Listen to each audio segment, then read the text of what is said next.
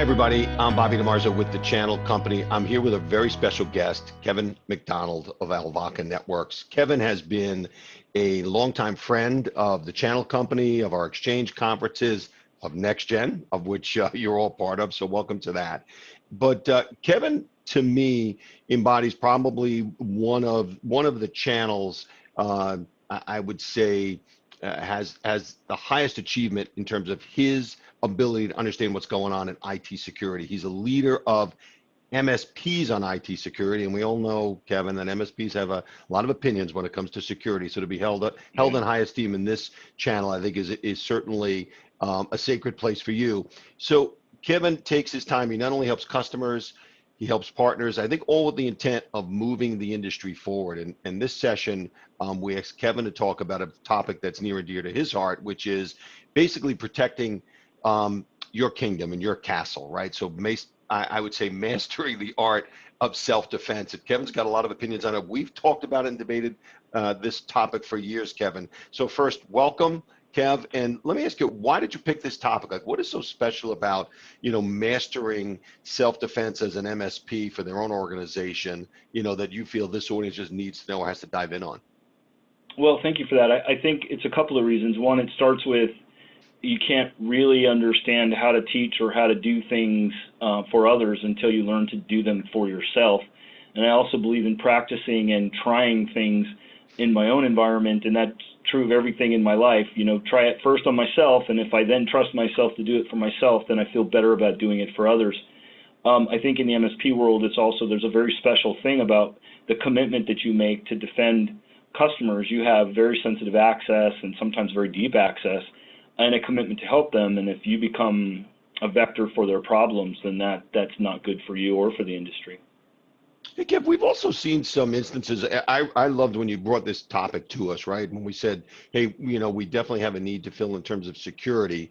And Kevin said, hey, let's start with this issue of that you're not practicing good security hygiene, for lack of a better word, at your own MSP. It's going to reflect poorly on your engagement with your customers. Your partners are going to look at you differently. And we've seen some high profile instances where the MSP has been attacked, right? And then downstream, it has hurt their suppliers and their customers. I know you've probably helped some of your friends, bail them out, so to speak, but can you talk about some of the experiences you've had with that? Yeah, we have had a few where we've been asked to help, and to not be specific to any particular case, but primarily most breaches, and ransomware in particular, are generally on a pretty decently understood formula. And unfortunately, it's very similar to the mechanic's car, where a mechanic drives around in a smoking car, but yet he works on $100,000 Porsches. It's a typical story in the MSP world as well. It also, you can't really understand the fundamentals of doing it unless you do it all the time. And part of being dedicated to self-defense is that you have to do it consistently as part of your process. You can see what makes it most difficult. You can see where are the things that you may run into, executive versus operational friction. There are all kinds of things that you learn and that you can, let's call, refine or improve when you do it yourself for yourself in a much better way than you can, especially in the MSP world, where you only get so much time on the ground. You don't have a lot of time to try it out or tweak it or make changes. So I think all of that can be done on your side, hopefully, if you're a large enough enterprise. And then if not, maybe find clients that will help you by allowing you to do things in their environment that you may or may not be quite 100% attuned to doing. Sure. Kev, solve a problem for me. This is something I think about for, all of the MSPs that are out there listening to us here at the NexGen event or accessing this on demand. It's, hey, I'm an executive running the company, right? I just don't have time for, to do all of those things that Kevin just said. I got to run the company. I got to grow revenue. I got to maintain the good customer relationships and my partners. So, how do they either parse out their time so that they can make sure that, they're protected, or assign somebody else and say, hey, man, this is your job. You got to do this. And, what's your advice to them? And look, it's a legitimate issue, right, for busy executives. Well, and I have to tell you, I am that person who got assigned, and part of what happened when I became interested in security. I've been here almost 19 years, believe it or not. My God, I feel old, but God bless. it became my assignment because I became that guy who started to understand it and became curious about it. And ultimately, my CEO began to say, well, look, I need you to focus more on this and let me know if there's something that I need to be concerned about. The other thing you can do is set the questions that you need to ask. There are some fundamentals that everybody should know. What is the condition of our patching?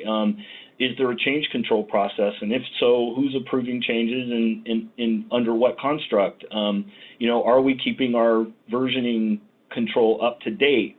Are our endpoints all protected? Are we blocking outside traffic and show me the report that says we are? There's a lot of things that you can do as an executive without actually having to have your hands in things. And in fact, I think it's the sign of a good executive to be able to do that. So to me, find out the things that are fundamental to security if you don't already know them. If you do, ask the questions and get committed answers to what is our current condition on this particular subject, and make them accountable for answering you in the way that you need them to answer you. Hey, Kev, I've never asked you this before, but there's a good story you told about Owly looking at you and saying, Kev, you got to do this for the sake of the company. And we know that MSPs, look, many of them are, we'll say, the mainstream average, solution provider that's out there, $5, $10, $15 million, right? Limited resources. So there had to be an end game to that, right? By you taking that on, not only did it, protect the company, but it probably also led to revenue opportunities and conversations that you could have with customers. So let's talk about that, because I think that for an MSP, they're saying, maybe there's a Kevin inside my organization, and this is how I'm going to steer him to those opportunities. Wow, what a great question. Totally unanticipated, but what a great question. So let me add one more layer to that, and that is also my being allowed to go outside of our company and work as a consultant with others in nonprofits has been another way that he has benefited, or this organization has benefited greatly. And that's because by having the extensive experience and focus, and while I am the COO, I have operational control, which actually makes it easier to be the CISO, I must admit, but because you can control yourself, right? Yep. But it also makes you more responsible. Because I've been involved for so long in these crime prevention associations and working with the Sheriff's Department and InfraGard and the Secret Service's Cyber Fraud Task Force and all of these things that are really not revenue generating necessarily, but I got to tell you, when you start a conversation with a new client or a vendor partner and they understand your focus and your understanding and how sort of deep and broad what you do is, it makes the conversation 1,000 times easier. And there is no doubt that there are clients who have chosen us because of our public statement and our public comfort in this conversation. Now, don't get me wrong, there's no arrogance here in security, because I wake up every day with that little stomach ache that tells me I need to be paying attention even more closely today than I was yesterday. And I think that's part of why security is so hard, because it is a stressful thing to think about. It's ever changing. I don't even like to use the word expert. I avoid it at all costs. It's practitioner, because every day we're practicing. It's very similar to medicine. And it changes. Unlike ancient arts and martial arts and things, and even the jewelry industry I did for many years, there are certain things that don't change in those industries, and this industry changes like constantly, and so it's very hard to stay ahead of it. But it absolutely helps with the conversation. We also get exposed to new product, to new opportunity. The ransomware thing came out of our experience in security and all of our relationships, and it has been incredibly successful practice for us. Is a perfect example of your question. Hey, Kev, I know.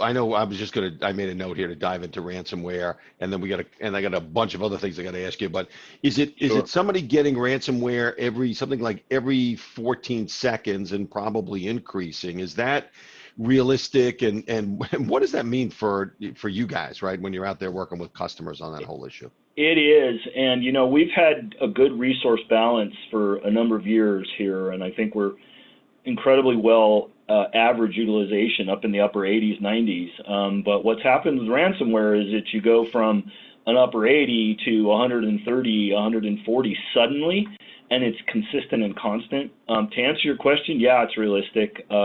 We get sometimes 3-4 calls in a day, sometimes no calls in a week, and then 5 calls in a week. We have 4 current active cases right now in both a couple of mid to small companies and a couple of larger school districts. So the truth is that this is, I would say, probably the most destructive scourge on technology I've seen in my nearly 20 years in the channel. And I've never had a tearful conversation about somebody that got a worm and took their network down for a few days. I've never had a tearful conversation about someone's credit card database. I mean, it sucks. You got to pay. You're possibly going to get sued, and there's all the negativity of the privacy failure. But the reality is, ransomware destroys companies and jobs and people's lives. So I see it as it's not just security; it's literally destruction of entire segments of industry are happening right now, and some of these businesses don't come back. I was just going to say, Kevin, without naming names, can you talk about some experiences that you've had, or some examples, so that our listeners can kind of visualize and maybe talk to their customers heart to heart and say, hey, look, you don't want this to happen to you. Yeah. So imagine if you don't have insurance, you're a small firm. I'll stay away from verticals just to be careful, but you're a small firm and you don't have cyber breach insurance, which, by the way, is something we talk a lot about. You need to make sure you do and you have the right kind. But all of a sudden you're being told that you have to pay a ransom of $65,000 to $100,000. You're a small business that probably nets less than that in a year. And what are you going to do? You have to go cash in your 401k in order to keep your business alive and keep your employees employed. You think you had a backup? They deleted it. They deleted the remote backup. You think that you're going to come back in 3 weeks because you have a backup, and the reality is it's not the way it works. You have to do containment. You have to do all of these things. So as you're trying to recover, your business is deteriorating. Your reputation is deteriorating. It doesn't matter how great your recovery systems are. If you're an all-sophisticated enterprise, it can take weeks to months to completely trust, let's call, a system that's been impacted by a significant bad actor. So, and we have seen businesses with hundreds of employees go away, just decide they're going to close up. And publicly, there's been a few where, anybody that looks can see medical practice billing company went under. There's a variety of things that can happen, but no matter how it is, it's not easy. It's painful. It's intensely scary for those that are involved in it that have a lot to lose. And like I said, never in my life have I had tearful conversations around anything but ransomware, and I've had dozens where I've watched a real estate agent lose their business, a doctor's office close down, independent musicians lose everything that they've made, book writers lose every book on their computer and they can't read it anymore, and it's done, it's gone. This isn't something that you talk about every day in the industry, so it's very intense, and it's hard to deal with sometimes, honestly. Yeah, I mean, it's a life's worth of work. I mean, if you think about some of the examples you just gave, a doctor, a musician, a real estate agent, I mean, being brought to their knees, after years and years of working because of that. I mean, as you're saying that is a scourge on the industry. So, Kev, you sort of have an uncommon view of using fear, uncertainty, and doubt to motivate actions for customers. So I know you kind of talk a little bit about it just there, but can you share some of your philosophy? Yeah, so I get criticized. It's funny because it's an old adage in the industry, don't sell with fear, uncertainty, and doubt. And the truth is that there is a silliness to some of the fear, uncertainty, and doubt. But the reality with the more extreme breach, and ransomware in particular, is that I feel like first of all, if you're paying attention and you're not fearful, uncertain, and doubtful, then there's something wrong with you. Meaning you're not clearly understanding what's really going on. But more importantly, there's only a few things that motivate human behavior, and that's the desire for food, of course, the desire for sex, fear, and love of family, and certain things like patriotism. If I can't find a way to make you change, all I'm doing is tilting at windmills and talking to someone who's not paying attention. So I get criticized by other people in the security industry sometimes because they're like, oh, you're trying to scare people. You bet I am. Because I'd rather scare you now than have to listen to you cry and beg me to try to help you because I can't, and it's frustrating for me and for you and for everybody. I'd much rather scare you a little now into taking the very basic steps in most cases to stop this stuff before you lose everything and before you have to spend your retirement fund on trying to bail yourself out. Yeah, it's sort of like scaring your kids about not smoking. when they're Yeah. younger, right? Because you say, hey, look, by the time you get to my age, you could have lung cancer or, Yep. other issues health wise. So Kevin, I guess that's the analogy, right? Get And them the while you numbers, can. While they, yeah, and the numbers are rising enough now to where this isn't just like, the old days where, oh, you might breach your healthcare breach and it's going to be a HIPAA breach and all that kind of stuff. I mean, that happens, of course, but it's not happening every minute of every day across the globe, and there aren't businesses being put out of business as a result of it in most events.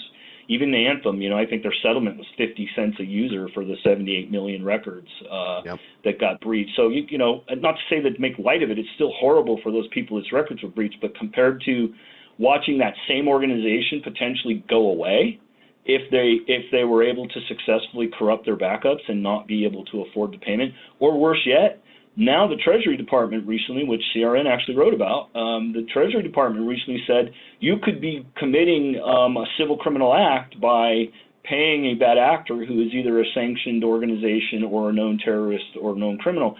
So you may not even have the option of paying, even though it could save you, it won't matter because you can't legally do it. Exactly. That is absolutely scary. Hey, Kev, did you ever have somebody, a customer, come to you and say, that suffered, a breach or an attack and said, Kev, I should have listened to you.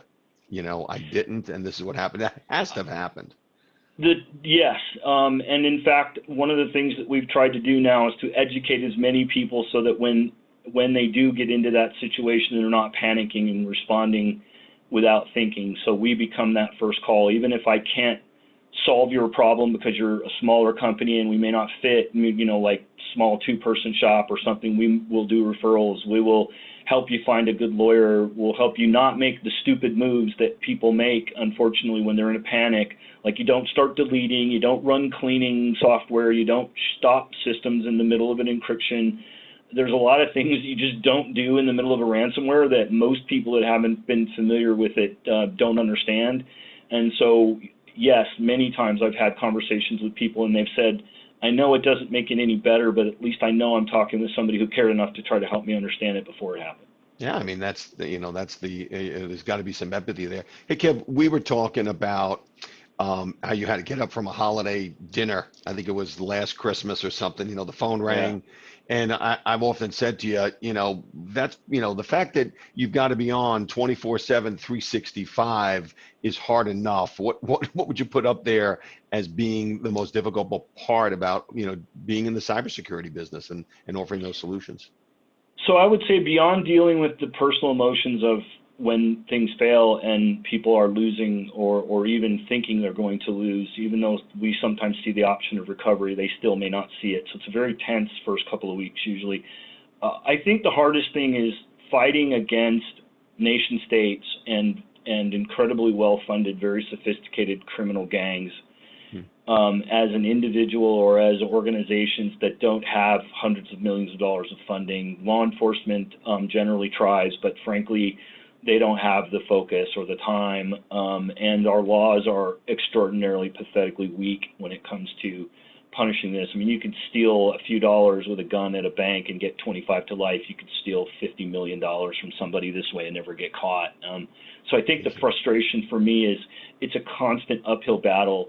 It's constantly changing. Just when I start to feel like I can take a breath and I understand what's happening, it's suddenly something new comes or some new vector or some new group. They're doing something different, and it's a constant what the heck moment, I guess. And you always wonder when the phone rings, is that the call, especially when you're trying to defend somebody who's doing this.